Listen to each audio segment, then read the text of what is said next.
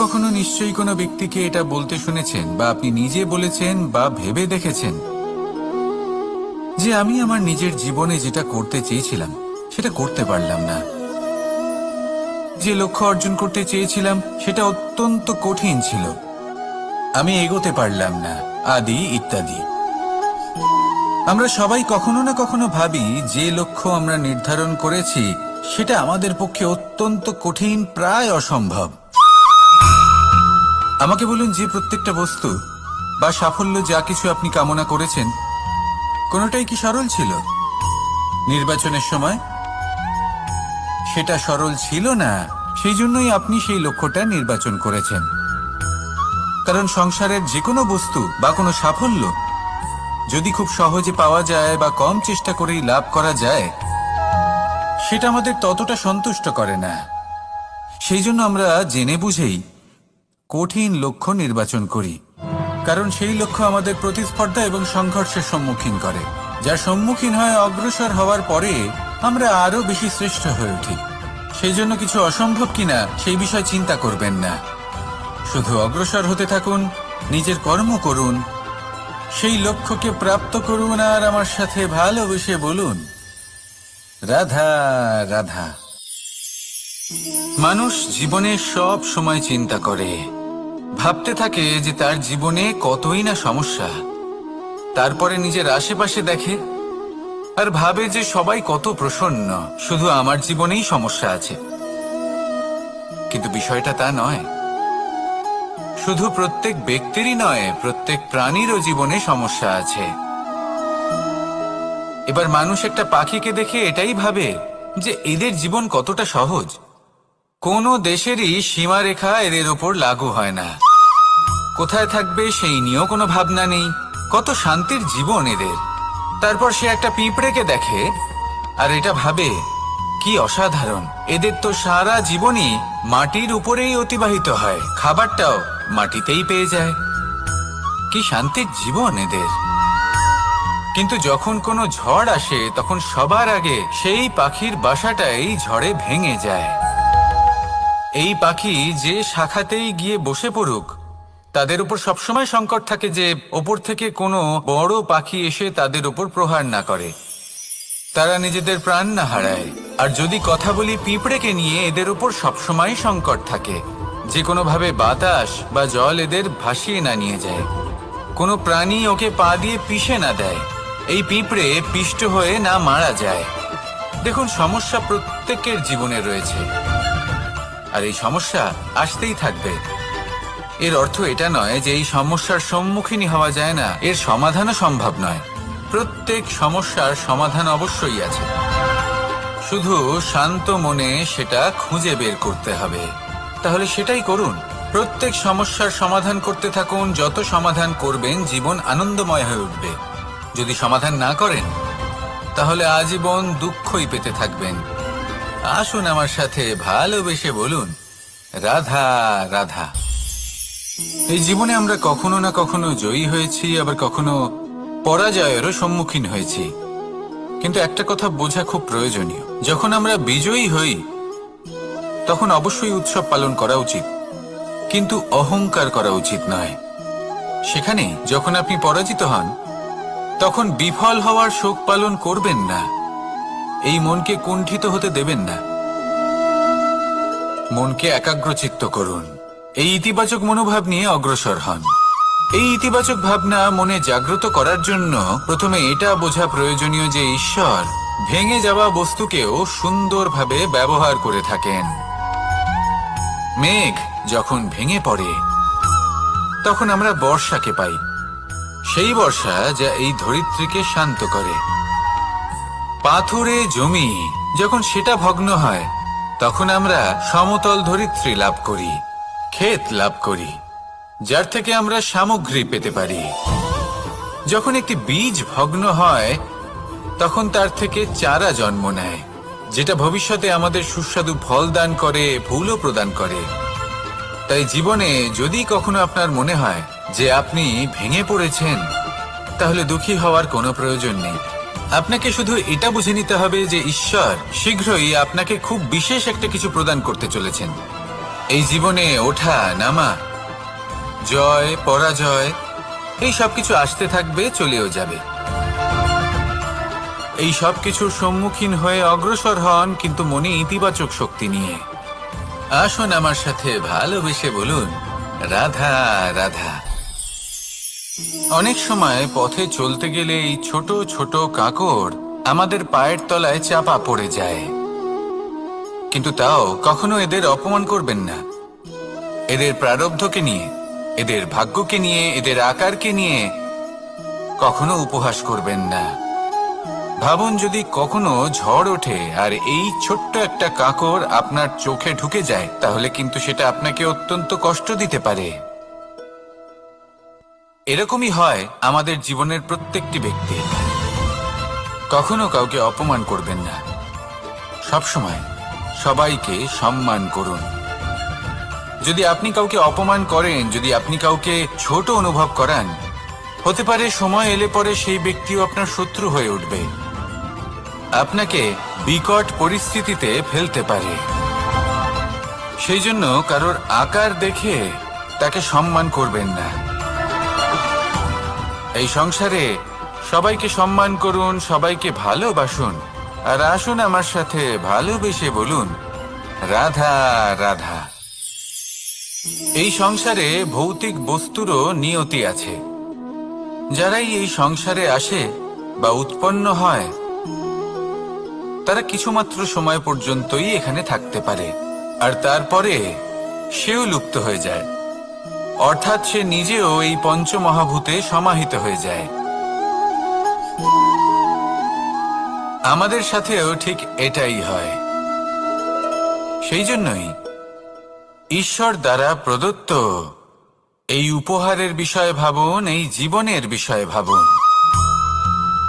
ঠিক যেমন বিশ্বাস ভঙ্গ হলে কোনো ব্যক্তি আমাদের কাছে অপরিচিত হয়ে যান, ঠিক সেরকমই শেষ নিঃশ্বাস ত্যাগের পর এই শরীরও আমাদের কাছে পরই হয়ে যায়। তাই এই শরীর থাকাকালীন শ্রেষ্ঠভাবে একে সদ্ব্যবহার করুন, এই জীবনে শ্রেষ্ঠ কর্ম করুন, আর এই জীবনকে শ্রেষ্ঠভাবে যাপন করার জন্য কিছু কথা বোঝা প্রয়োজনীয়। যদি আপনি কারোর প্রশংসা করেন, তাহলে পূর্ণ হৃদয় দিয়ে করুন। যদি আপনি হস্তক্ষেপ করে থাকেন, তাহলে মস্তিষ্ক দ্বারা করুন। যদি আপনি সমীক্ষা করেন, তাহলে বিবেক দ্বারা করুন।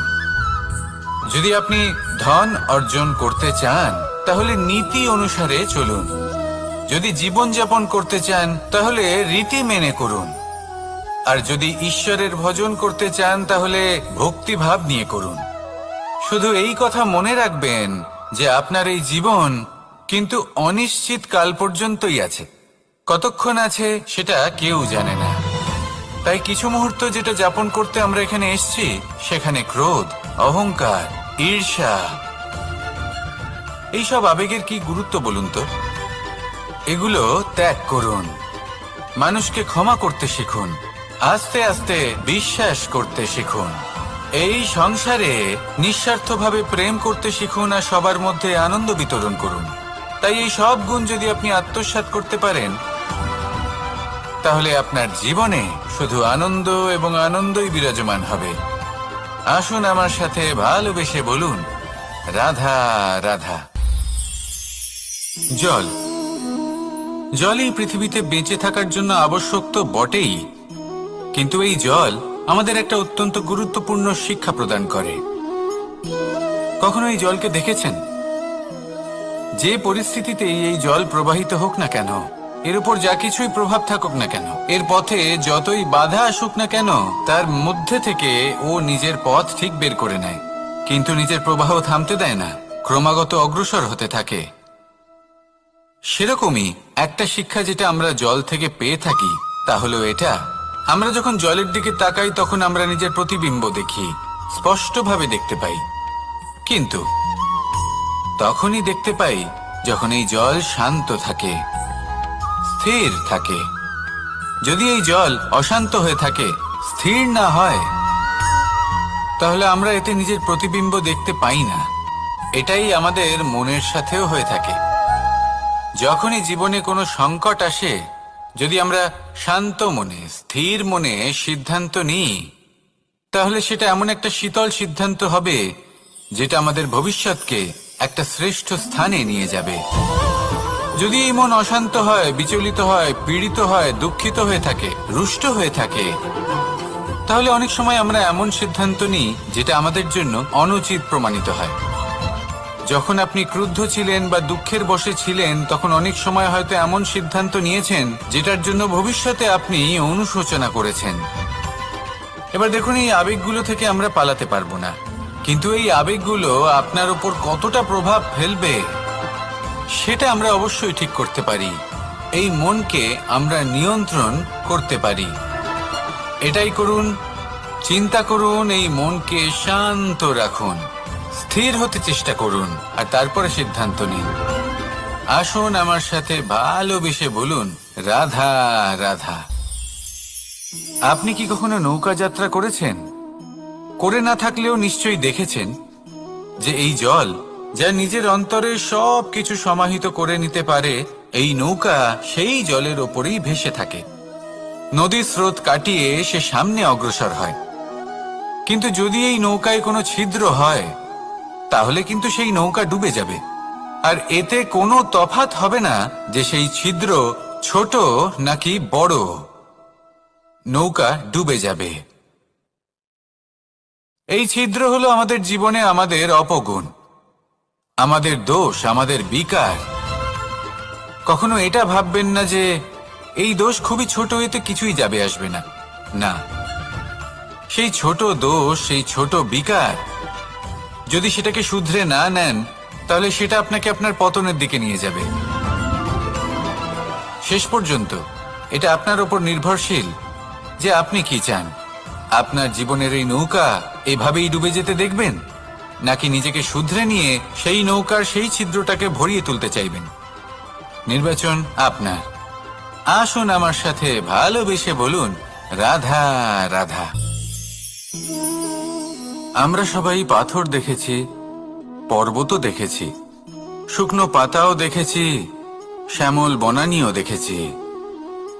কখনো ভেবেছেন পাথরের অস্তিত্ব কিন্তু ততক্ষণ পর্যন্ত যতক্ষণ সে পর্বতের গায়ে আটকে থাকে।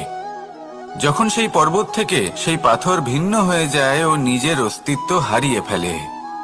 আস্তে আস্তে কখনো পাথর কেটে বা কখনো পিষ্ট হয়ে সেই পাথর আস্তে আস্তে মাটিতে পরিণত হয় এবং পূর্ণরূপে নিজের অস্তিত্ব হারিয়ে ফেলে। এটাই পাতার সাথেও হয়।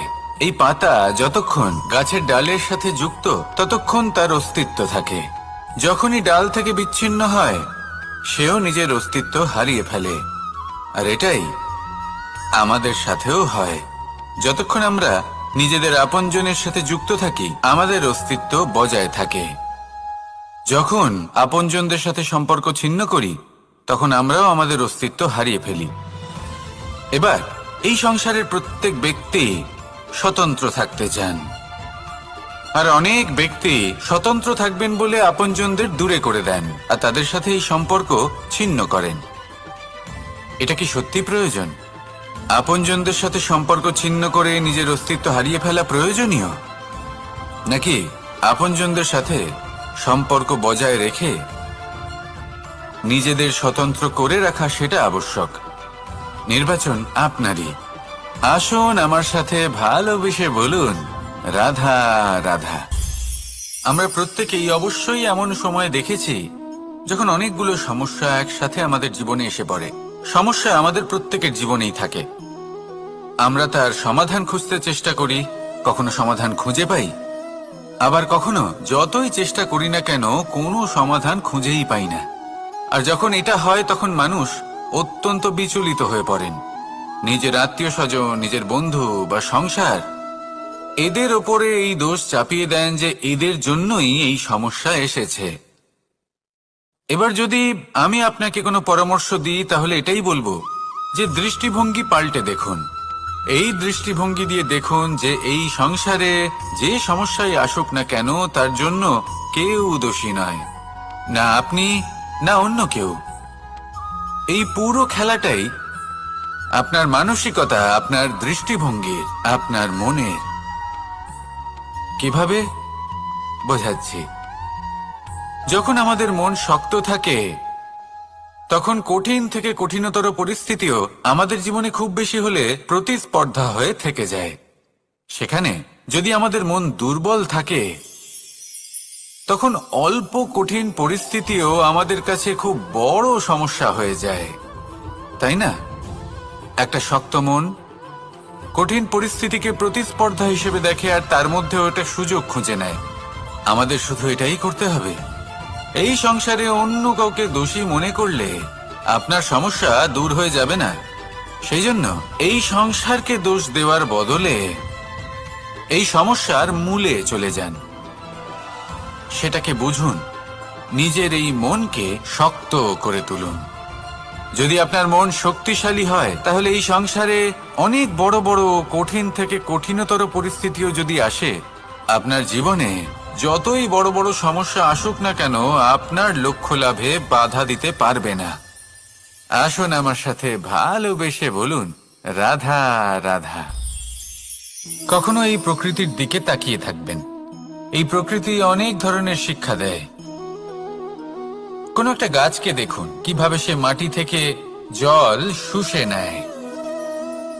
সে ঝড় হোক বা হোক কড়া রোদ, সব সহ্য করে এবং অবশেষে সে ফল ধারণ করে। আর সেই ফল উৎপন্ন করার পরে সে ফল কিন্তু সে নিজে গ্রহণ করে না, এই সংসারকে প্রদান করে, যাতে পশু পাখি মানুষ তারা এই ফল গ্রহণ করে শক্তিশালী হয়ে উঠতে পারে, সুস্থ থাকতে পারে। সেভাবেই নদী, সরোবর এরা নিজেরাও কিন্তু নিজেদের জল গ্রহণ করে না, মাটিকে প্রদান করে, পশু পাখিকে প্রদান করে। সূর্য নিজেও নিজের জন্য প্রজ্বলিত হয় না, সে প্রকাশ ছড়িয়ে দিতে চায় আমাদের সবার কাছে, সে আলো পৌঁছে দিতে চায়। এই প্রত্যেকের কর্মে পরমার্থ নিহিত আছে, আর সেই জন্যই এদের সকলকে পুজো করা হয়। তাই মনে রাখবেন, আপনার কাছে জীবন যাপনের অতিরিক্ত যা কিছুই আছে তা পরমার্থের জন্য। তাহলে তার সদ্ব্যবহার করুন আর আমার সাথে ভালোবেসে বলুন, রাধা রাধা। পরিবর্তন, এটা হলো সৃষ্টির অমূল্য নিয়ম। এই সংসারে সবকিছু সময়ান্তরে পরিবর্তিত হয়, এই সময়ও পরিবর্তিত হয়। পরিবর্তন চিরকাল হয়ে এসেছে আর চিরকাল হতে থাকবে। কিন্তু এবার আমরা সেই পরিবর্তন কিভাবে লাভ করব, যেটা আমাদের প্রয়োজন, যেটা আমরা চাই? আমরা জীবনে বিকাশ চাই। এই বিকাশ কিভাবে লাভ করতে পারি? এই প্রকৃতি কিন্তু আমাদের অত্যন্ত উত্তম উদাহরণ দিয়ে বুঝিয়েছে। একটি বিন্দুর উদাহরণ দিয়েছে, যা ভবিষ্যতে একটা বিশাল নদীর আকার ধারণ করে। এটা কিভাবে হয়? মেঘ থেকে একটি বিন্দু ঝরে পড়ে সেই পর্বতের ওপর যেখানে হিম আছে। সেই হিমের সংস্পর্শে আসা মাত্র সেই বিন্দুর সাথে আরো বেশ কিছু বিন্দু যুক্ত হয়, তারপর তারা অগ্রসর হয়, আরো কিছু বিন্দু যুক্ত হয়, আস্তে আস্তে একটা ক্ষীণ ধারার রূপ ধারণ করে এবং সেটাই ভবিষ্যতে আরো এগোতে থাকে। অনেকটা যাওয়ার পর যখন অনেক সংখ্যক বিন্দু একসাথে যুক্ত হয়, তখন সেটা বিশাল নদীর আকার ধারণ করে। এবার আমরা মানুষ বলে আমাদের সাথে এই নিয়মের অন্যথা হয় তা নয়। আমরাও এই প্রকৃতির অংশ, আমাদের ক্ষেত্রেও একই নিয়ম প্রযোজ্য। যখন পরিশ্রম করে অনেক সংখ্যক বিন্দু আমরা একত্রিত করব, তখনই পরিবর্তনের নদী প্রবাহিত হবে।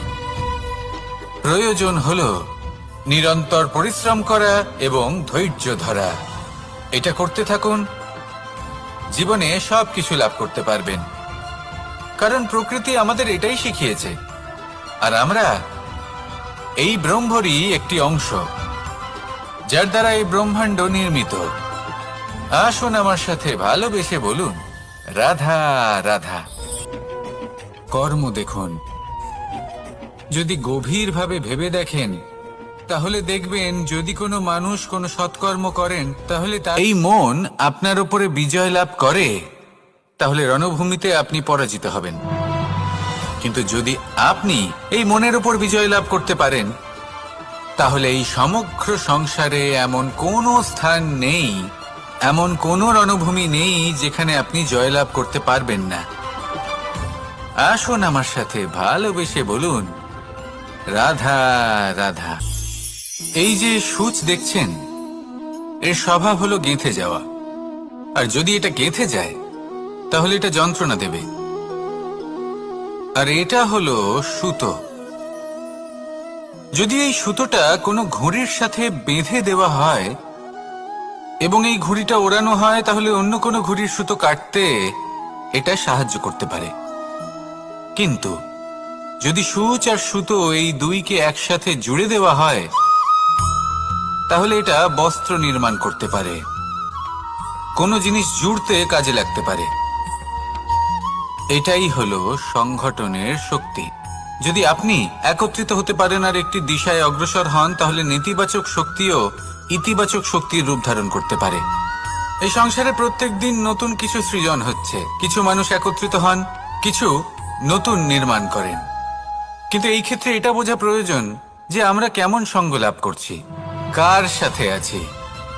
যদি আপনি সুতো হন আর ঘুড়ির সাথে যুক্ত হন, তাহলে হয় অন্য ঘুড়ি কাটবেন বা অন্য কোনো ঘুড়ি আপনাকে কাটবে। কিন্তু যদি আপনি সুতো হন আর সূচের সাথে যুক্ত হয়ে যান, তাহলে আপনি নির্মাণ করতে পারবেন, জোড়ার কাজ করতে পারবেন, শ্রেষ্ঠ কর্ম করবেন। এই কথা মনে রাখুন আর আমার সাথে ভালোবেসে বলুন, রাধা রাধা। কর্ম কে করলেন আর কে নিজের প্রাণ হারালেন? রেশমের কীট। আর লাভবান কে হলেন? মনুষ্য জাতি। এর দ্বারা আমরা কি শিক্ষা পেলাম? যে এই সংসারে আমরা যে কর্মই করি, সৎকর্ম করি বা অপকর্ম করি, তার থেকে লাভবান যে কেউ হতে পারেন। আমাদের বন্ধু হোক, পরিবার পরিজন হোক বা সংসারের যে কোনো ব্যক্তি হোক, যে কেউ লাভবান হতে পারেন, কিন্তু সেই কর্মের ফল কিন্তু আমাদেরই ভোগ করতে হয়। যদি আপনি সৎকর্ম করেন, তাহলে তার শুভ ফল আপনিই পাবেন। তার থেকে লাভবান হয়তো এই সংসারে যে কেউ হতে পারেন। সেরকমই যদি আপনি অপকর্ম করে থাকেন, তার থেকে সংসারের যে কোনো ব্যক্তি যতই লাভবান হোক না কেন, তার থেকে ক্ষতি আপনাকেই ভোগ করতে হবে। তাহলে আপনি কি সুফল চান নাকি ক্ষতিগ্রস্ত হতে চান, সেটা নির্ভর করছে আপনার কর্মের উপর। তাহলে ভেবেচিন্তে কর্ম করুন আর আমার সাথে ভালোবেসে বলুন, রাধা রাধা। প্রতিষ্ঠা এবং চরিত্র মানুষের জীবনের দুটি গুরুত্বপূর্ণ অংশ। যখন মানুষ ধন অর্জন করে, ঐশ্বর্য লাভ করে, জীবনযাপনের সামগ্রিক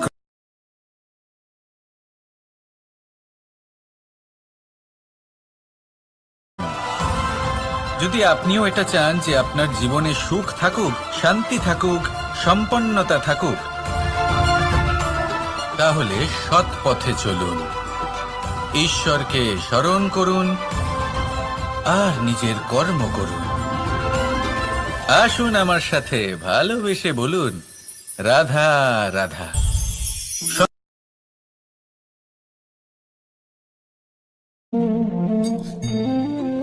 যদি আপনি নিজেকে স্বচ্ছ রাখেন, তাহলে আপনার নিজেরও ভালো লাগবে, সামনের ব্যক্তিরও ভালো লাগবে, একটা অন্যরকম প্রভাব পড়বে। কিন্তু একজন শ্রেষ্ঠ ব্যক্তি কিভাবে হয়ে ওঠা সম্ভব? যার মধ্যে গুণ আছে, শিক্ষা আছে, শুভ চেতনা আছে, যিনি সৎকর্ম করেন। কিভাবে হব সেই ব্যক্তি যার মধ্যে জ্ঞান আছে? শুধুমাত্র স্বচ্ছ থাকলে তো তা হওয়া সম্ভব নয়। প্রথমে আপনাকে বুঝতে হবে যে মানুষের মধ্যে চারটি মূল তত্ত্ব আছে। প্রথম হলো তার শরীর, যার দ্বারা উনি যে কোনো কর্ম করে থাকেন। দ্বিতীয় তত্ত্ব হলো তার মন, যার দ্বারা কোনো কর্ম করার জন্য সে নিজেকে প্রেরণা দিতে থাকে। তৃতীয় তত্ত্ব হলো বুদ্ধি, যে কর্ম আমরা করতে চাই, যে লক্ষ্যে আমরা পৌঁছতে চাই, সেটা আমরা কিভাবে কোন পথে করব সেটা স্থির করা যায় বুদ্ধি দিয়ে। আর চতুর্থ তত্ত্ব হলো আত্মা। আত্মা হলো এমন এক তত্ত্ব যার কোনো সমাপ্তি নেই। আত্মা হলো অজয়। কিন্তু এরও শুদ্ধিকরণের প্রয়োজন হয়। এই চারটি তত্ত্বের শুদ্ধিকরণ করতে থাকুন, এদের নির্মল রাখুন, শুদ্ধ রাখুন। এবং এটা কিভাবে হবে? শুভ চেতনা দ্বারা, জ্ঞানের দ্বারা, এবং সব থেকে বেশি গুরুত্বপূর্ণ প্রেমের দ্বারা। আসুন আমার সাথে ভালোবেসে বলুন, রাধা রাধা। মানুষের এই সংসারে জীবনযাপন করার জন্য কিছু জিনিসের প্রয়োজন পড়ে। এমন কিছু আবেগ, এমন কিছু বস্তু আছে যেগুলো তার প্রয়োজন হয়। কিন্তু সব থেকে বেশি যে জিনিসটা তার প্রয়োজন হয় সেটা হলো সম্মানের। আমাদের ভালো লাগে যখন কেউ আমাদের সম্মান করে। আমরা কাউকে সম্মান করলে তারও সেটা ভালো লাগে। কিন্তু আপনি দেখবেন যে সংসারে বেশিরভাগ মানুষ দুটি মাপদণ্ডের ভিত্তিতে সম্মান করেন। হয় বয়স দেখে করেন বা উপার্জন দেখে, অর্থাৎ সেই ব্যক্তি কতটা উপার্জন করেন। এবার ভেবে দেখুন, এটা আবশ্যক নয় কারোর বয়স যদি বেশি হয় তার বুদ্ধিও ততটাই বেশি হবে। আবশ্যক এটাও নয় যে কোনো ব্যক্তি যদি অত্যন্ত ধনী হন বা তার মনও নির্মল হবে বা তিনি সৎকর্ম করবেন বা এমন কোনো কর্ম করবেন যাতে উনি সম্মান লাভ করতে পারেন। হতে পারে উনি ধনী কিন্তু দুশ্চরিত্র। সেই জন্য বয়স বা উপার্জন দেখে কোনো ব্যক্তিকে সম্মান করবেন না। কর্ম দেখুন। যদি গভীরভাবে ভেবে দেখেন তাহলে দেখবেন যদি কোনো মানুষ কোনো সৎকর্ম করেন তাহলে তার প্রতি হৃদয় থেকে সম্মান জাগ্রত হয়। এটাই হলো সেই সম্মান যা অর্জন করতে হবে। বয়স আজ আছে, কাল আরো বৃদ্ধি পাবে। উপার্জন আজ আছে, কাল সেটা কমে যেতেও পারে। কিন্তু যদি আপনি নিরন্তর শুভকর্ম করতে থাকেন তাহলে আপনি মৃত্যুর পরেও অমর হয়ে থাকবেন। আসুন আমার সাথে ভালোবেসে বলুন, রাধা রাধা।